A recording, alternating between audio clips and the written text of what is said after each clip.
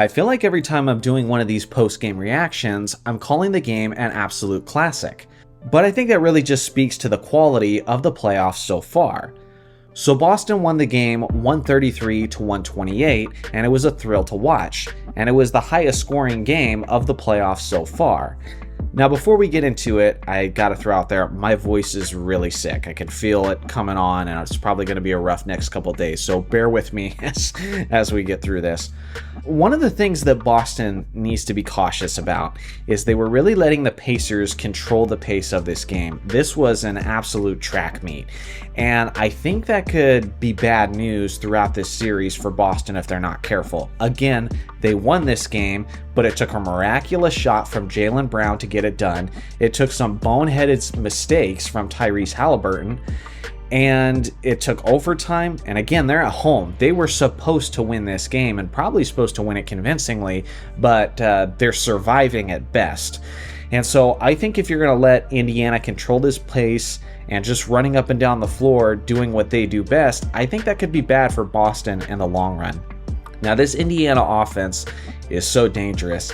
They fell behind by quite a bit several times throughout the game, and every time it looked like Boston was starting to take the momentum and they were ready to build a huge lead, they stormed back with an excellent run. But again, they don't seem to have the greatest composure, and Halliburton kind of looked like a deer in headlights at times as he was really doing some unforced turnovers, although Drew Holiday definitely stepped up defensively, and that's what Boston was hoping for when they picked him up from Milwaukee in the offseason. Derek White continues to be the X factor for this Celtics team. In the fourth quarter, he was freaking huge for them, and he made a clutch rebound, he got a couple assists, he made some three-point shots. He did a lot of things well for that team. He wasn't as present in overtime, but again, if Boston's going to be winning these games consistently, you expect Jason Tatum and Jaylen Brown to be the stars that they normally are. It is Derek White who has really got to step up and be that third guy for this team, at least when it comes to, doing the little things.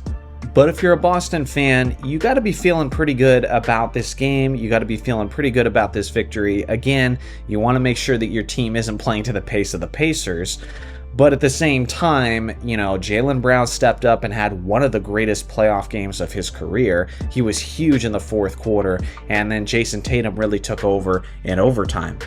At the end of regulation, after Jaylen Brown hit that ridiculous three, which it looked like he was really trying to draw the foul more than make the shot, I was shocked when that actually went in.